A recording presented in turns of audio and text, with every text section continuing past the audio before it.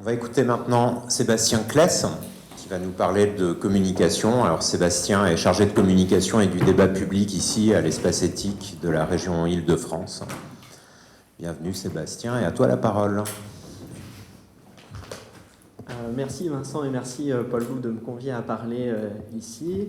Je parle effectivement en tant que chargé de la communication ici à l'Espace Éthique Île-de-France et puis en tant que professeur associé à la Sorbonne, puisque je m'occupe plus spécifiquement d'un master de communication éditoriale. Donc de communication, donc c'est ce dont il est question avec les étudiants, et notamment de leur transmettre cette idée que la communication est un beau métier, mais qui doit nous rendre responsables. Voilà. On doit être responsable de nos actions en tant que communicants. Pour faire un lien direct avec la présentation de Rudy Valentino, effectivement, en écoutant son intervention, j'ai pensé à un grand échec de communication en Martinique, au début de la crise sanitaire. La préfecture de Martinique lance une communication sous forme d'affiche disant on est en Covid-19, pour être en sécurité, c'est 1 mètre de distance entre vous ou 5 ananas. Et évidemment, campagne sur les réseaux sociaux contre cette communication sur le thème on nous prend vraiment pour des idiots, 1 mètre égale 5 ananas, voilà, on nous prend pour des imbéciles. Et la préfecture de Martinique retire sa communication très rapidement. Alors d'un certain point de vue, on peut dire que cette communication qui est venue jusqu'à nous, voilà, jusqu'en métropole, dont tout le monde a entendu parler à ce moment-là, après, bon, les choses sont ainsi faites qu'on oublie très vite les scandales qui sont survenus. Donc cette communication, d'un certain point de vue, c'est une forme de succès en termes de visibilité, en termes d'audience. Et pourtant, c'est un échec total en termes de ressenti, en termes d'interprétation. Et c'est un petit peu ce qu'on a vécu aussi, ce type de victoire à la Pyrrhus, c'est-à-dire une victoire d'audience qui est en réalité une forme d'échec sur le long terme, qui casse le lien de confiance entre les institutions et la population. C'est ce qu'on a vécu aussi pendant la période de la vaccination. Puisque en janvier 2022, alors qu'on était tous en train d'écrire nos articles pour l'ouvrage collectif, il y avait 52 millions de personnes qui étaient vaccinées. Et 52 millions en France, c'est quand même pas anodin en très peu de temps, puisqu'on est quand même un pays champion en termes d'hésitation vaccinale. Il y a une culture de l'hésitation vaccinale qui est bien implantée chez nous. Alors on peut se dire, grand succès, une communication très efficace, à plusieurs niveaux.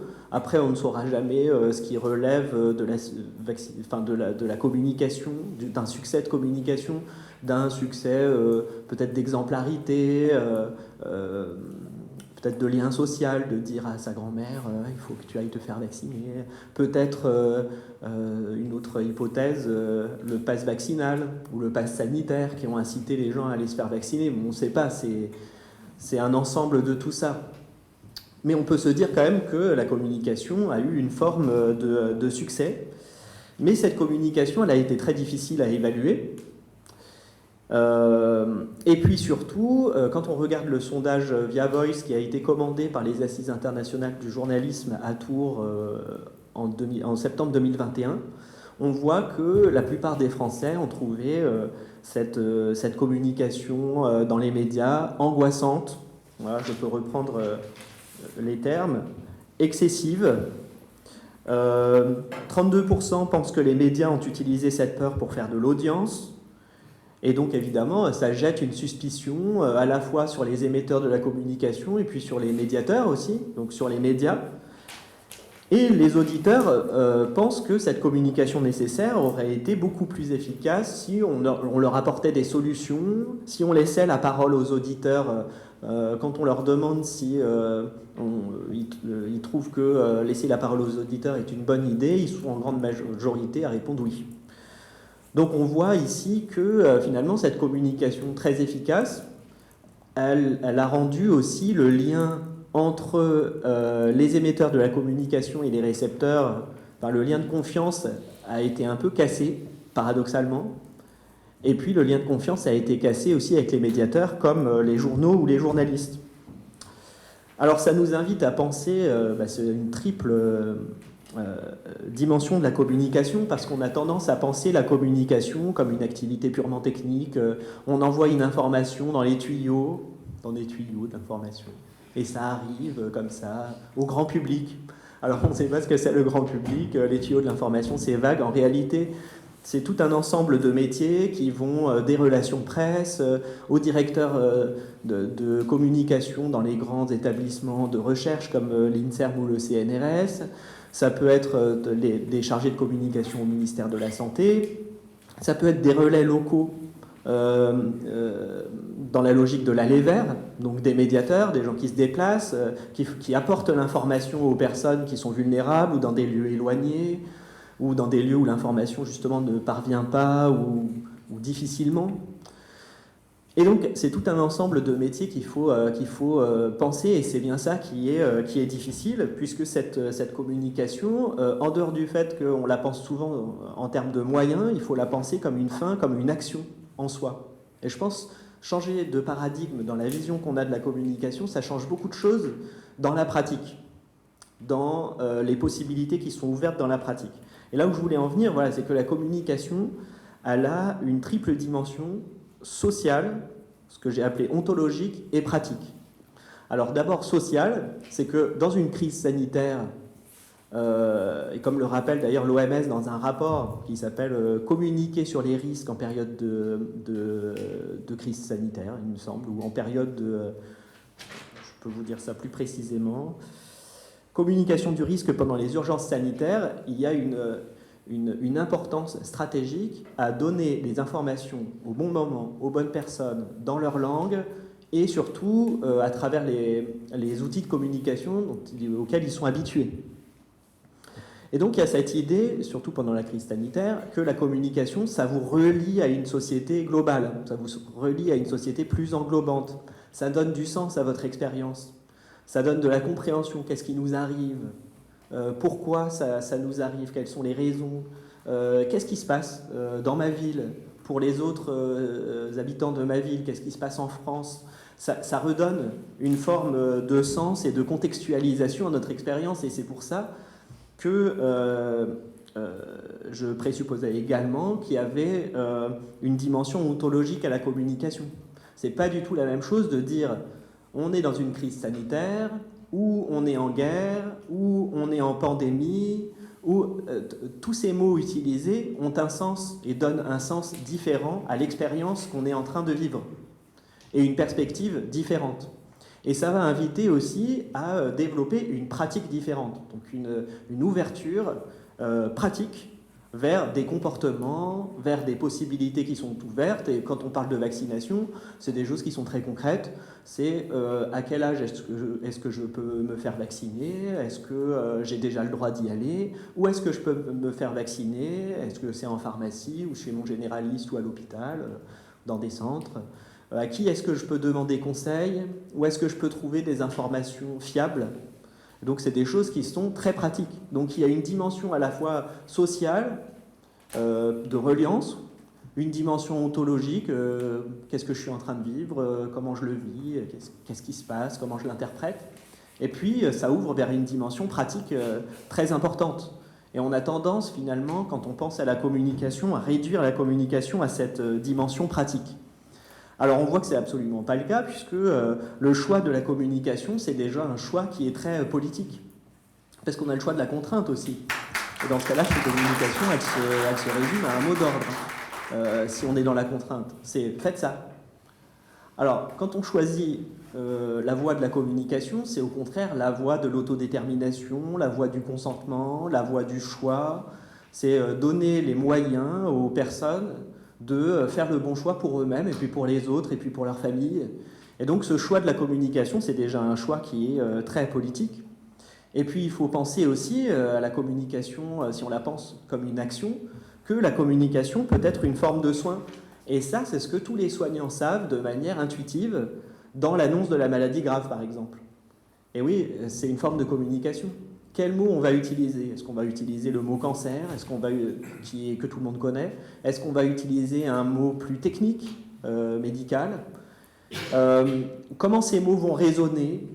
Comment est-ce qu'on va amener cette réalité de la maladie dans la vie d'une personne en prenant en compte sa biographie? Ça, c'est de la communication, c'est de la micro-communication, c'est pas de la communication de masse.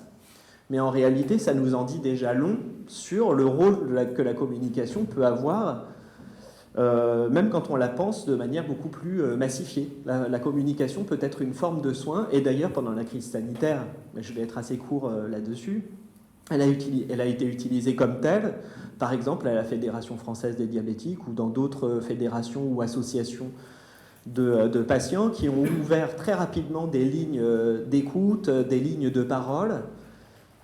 Et finalement, ce qui a le mieux fonctionné, c'est quand c'était des lignes d'écoute et de parole entre pairs. Et bon, voilà, qu'est-ce qui se passe quand je suis diabétique, suivant le type de diabète, est-ce que j'ai beaucoup plus de risques de développer des formes graves du Covid, etc. Donc, on voit là que c'était un moyen, finalement, d'intégrer les personnes dans une forme de soins communicationnels. Je ne sais pas si on peut dire ça, je viens de l'inventer, le soin communicationnel. Voilà. Mais pour ça, je pense qu'il faut vraiment différencier plusieurs dimensions de la communication qu'on a tendance vraiment à écraser, c'est-à-dire les données, les faits bruts, voilà. Les informations, c'est-à-dire donner du sens à ces faits, les rédiger, tourner une vidéo, enfin j'en sais rien, donner une forme, et donc donner déjà un sens et une interprétation. Et puis la communication.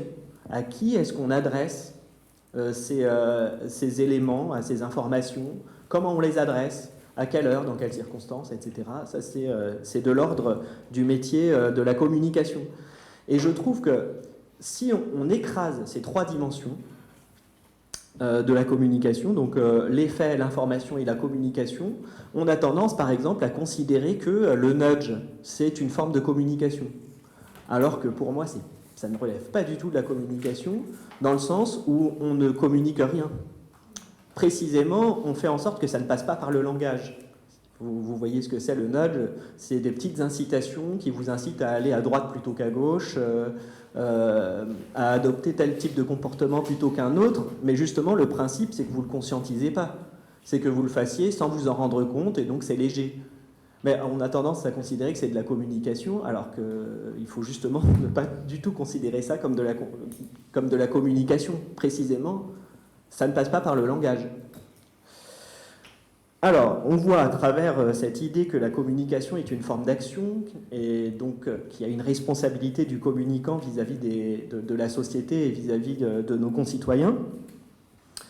Donc on peut penser qu'il y a des enjeux éthiques, d'autant que la communication, elle n'est pas simple, ça se joue toujours dans un environnement complexe, d'autant plus aujourd'hui, puisqu'il y a un devenir informel de l'information sur les réseaux sociaux. On ne sait plus qui émet l'information, d'où vient cette information, c'est difficile à retracer, quelle est la date. Alors, quand on est dans une crise sanitaire ou des informations concernant la vaccination, la date d'une information, ça compte beaucoup. Alors, est-ce que c'est une information qui date d'il y a 3 jours, d'il y a 1 mois? Est-ce que c'est une information à jour ou pas? On ne sait pas. Donc, il y a cette dimension informelle de l'information, si on veut, enfin, ce devenir informel de l'information. Et puis, il y a aussi, et là, ça répond peut-être à la question qui avait été... Enfin, c'est un petit élément de réponse à la question qui avait été posée à Rudy Valentino.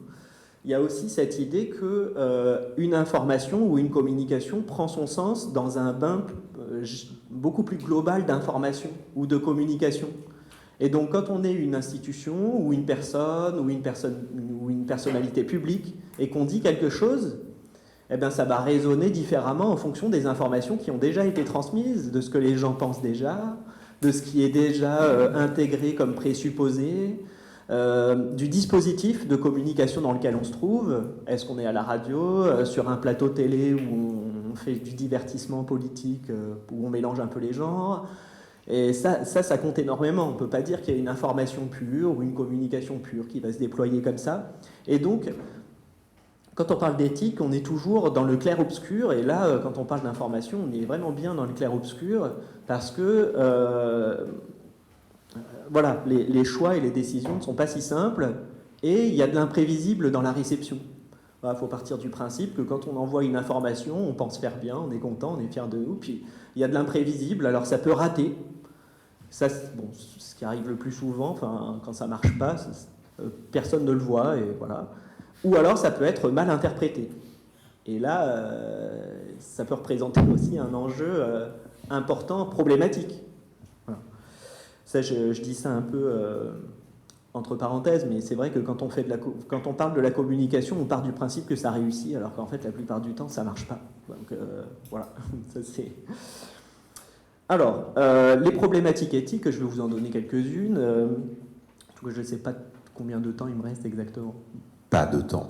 Pas de temps. Non, mais conclue. Mais... Alors, je vais conclure. Donc, je vous donne quelques... Oui, parce que c'est vrai qu'après, je pourrais me déployer dans ce bain informationnel. On est bien, on est au chaud et tout. Il faudrait différencier les niveaux de parole, je pense. Il y a beaucoup d'hommes politiques qui ont eu des discours scientifiques et des scientifiques qui ont eu des discours politiques, et à la fin, on a tout mélangé et on ne comprenait plus exactement de quoi il était question.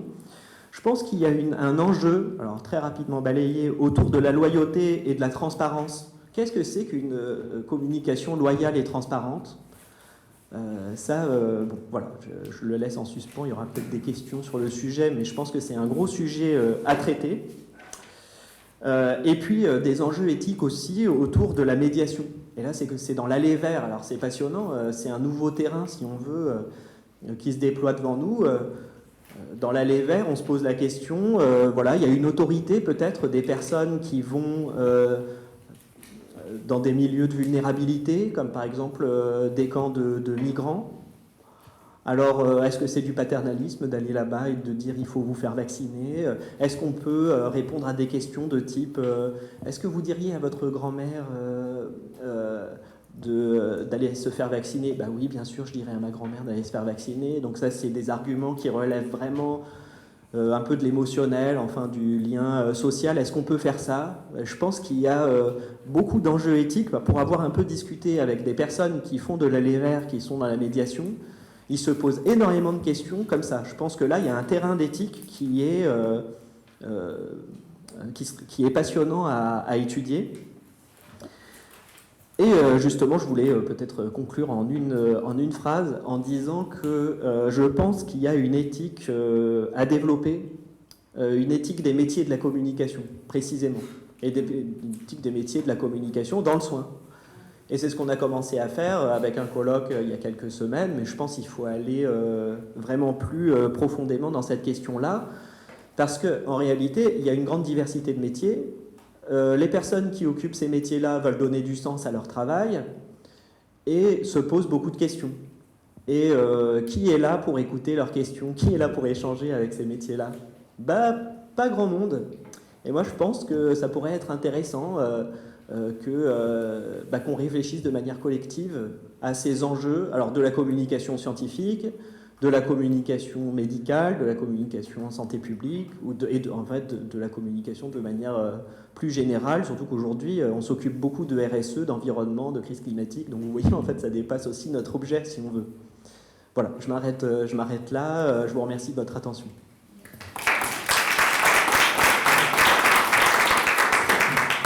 Merci pour votre analyse, mais il y a des choses avec lesquelles je ne suis pas d'accord.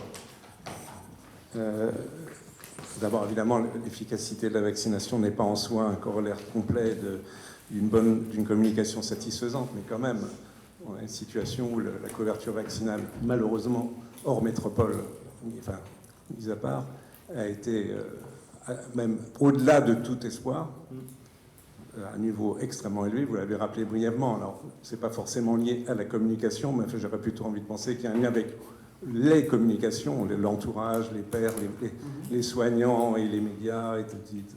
Donc, quand même. Et vous dites qu'il y a une... Ça s'est conclu par un... Vous avez employé l'expression, le lien récepteur-émetteur a été en partie cassé, avec une perte de confiance. Là, je suis pas d'accord avec vous. Je pense que c'est sûrement vrai dans une fraction de la population, mais je ne pense pas qu'elle soit aussi importante que ce que vous avez indiqué dans un sondage. Je ne suis pas sûr que tous les sondages disent la même chose.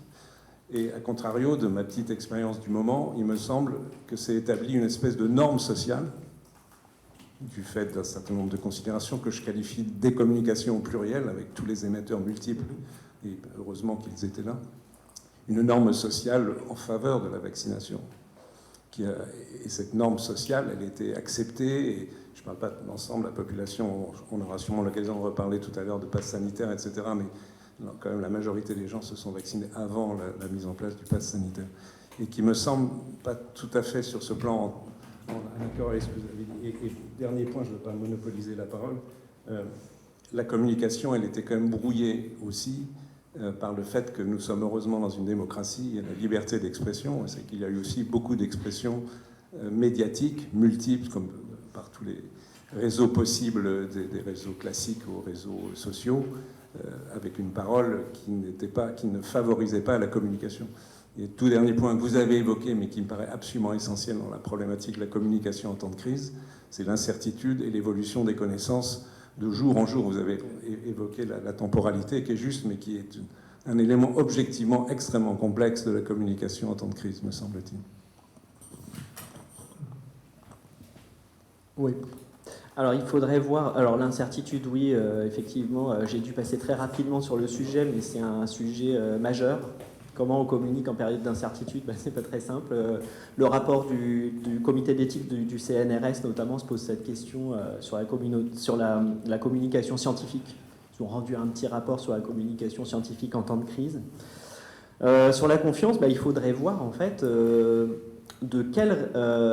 qui vis-à-vis de qui. Et là, c'est une question qui est compliquée, parce qu'il faudrait déjà définir la confiance, effectivement. Et puis ensuite, il faudrait voir de qui vis-à-vis de qui. Moi, il m'a semblé, à travers ce sondage, que effectivement, on part du principe que la transmission d'informations, elle est biaisée pour faire de l'audience, ou éventuellement pour... je mesure mes mots, j'essaye de... En réalité, je pense que quand on regarde même la question de la réforme des retraites aujourd'hui, je me demande, et là vraiment je me pose, c'est un autre sujet, mais je me pose la question, je me dis, est-ce que finalement c'est pas révélateur aussi du fait qu'il y a une forme de communication qui a été complètement rompue, quoi. Et peut-être que je suis en train, vous vous dites dans votre esprit, ce mec il n'est pas scientifique, il passe d'un sujet à un autre, etc. Mais bon, non mais c'est difficile de répondre à cette question parce que c'est une question qui mériterait des développements plus précis, mais voilà. Ouais. En fait, c'est une bonne question. Et une bonne question, c'est une question à laquelle on réfléchit, et voilà, je la laisse en suspens. Mais je me demande quand même le contexte politique, si on ne pâtit pas quand même de cette dimension-là, de cette cassure-là. Voilà. Mais je laisse ça en suspens pour réflexion ultérieure. Je pense que ça mérite plus de réflexion. On a le temps juste encore pour une question. Oui, bonsoir. Je m'interrogeais par rapport, disons, dans le tableau général entre la communication, on va dire, des autorités sanitaires qui étaient plurielles, diversifiées, mais enfin quand même un peu dans le même axe. Et comment est-ce que vous avez observé comment cette communication officielle a fait avec des communications importantes aussi, entendues, écoutées, divergentes. Je pense notamment à l'équipe du professeur Raoult qui a interféré tout au long de la crise. Ah, ça, c'est une question intéressante sur la communication, effectivement. Bon, comme le disait Monsieur Fischer, on est en démocratie, et donc l'idée, c'est aussi qu'il y ait du débat contradictoire. Je pense qu'il faut se poser la question. C'est une question à laquelle on va pas pouvoir répondre là tout de suite maintenant, dans le temps qui nous est imparti. Mais il faut se poser la question de quelle place, justement, on laisse au débat scientifique, au débat politique en période d'urgence. Moi, je suis pour qu'il y ait du débat avec les corps intermédiaires, dans le domaine de la démocratie sanitaire, avec les instruments de la démocratie sanitaire. Mais c'est une question, voilà, le lien entre communication et débat politique. La deuxième piste qui me vient en termes de réflexion, à partir de votre question, c'est un élément que j'ai laissé un peu en suspens par manque de temps dans mon intervention, mais c'est le choc finalement entre le discours politique et le discours scientifique.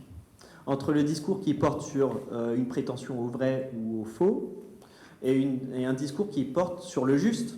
La politique, c'est un discours qui porte sur le bien ou sur le juste, qui n'est pas du tout le discours scientifique qui porte sur une prétention à la vérité, ou d'aller vers davantage de vérité en tout cas. Et finalement, ça a été très marquant pour moi de voir que un discours scientifique est devenu un marqueur politique. Voilà. Et donc soutenir les thèses du professeur Raoult revenait à adhérer aussi à une suite de propositions politiques qui allaient avec, qui étaient... Alors, il faudrait voir, hein, parce que tout est beaucoup plus complexe, c'est un rhizome, quoi. C'est pas aussi simple, c'est pas mathématique. Mais c'était quand même assez marquant, j'ai trouvé, en termes d'amalgame, quoi, de confusion. Voilà. Et il y a cette dimension-là, voilà, qui mérite, je pense, d'être soulignée. En tout cas, votre question, pour moi, soulève ces deux points. Très rapidement, Sébastien, je vous remercie pour votre présentation. Rudy Valentino, je crois que vous l'avez abordé rapidement, mais est-ce que la réponse à toutes ces difficultés que vous avez soulevées, ce ne serait pas justement, là encore, les instruments de la démocratie sanitaire qui devraient, là encore, s'exprimer, y compris dans le champ de la communication? Vous avez pris l'exemple du débat actuel sur la question de la retraite, mais moi je prendrais plutôt l'exemple d'un autre point d'actualité qui est la question de la fin de vie et le rapport qui a été rendu aujourd'hui donc par la Convention citoyenne, qui je trouve est un instrument de communication qui me semble synthétise toutes les difficultés que vous avez soulevées dans la problématique de la communication, et que c'est justement là peut-être la réponse. Je suis tout à fait d'accord, sachant que l'Espace éthique Île-de-France a beaucoup travaillé sur cette question de la fin de vie, qu'on va rendre un rapport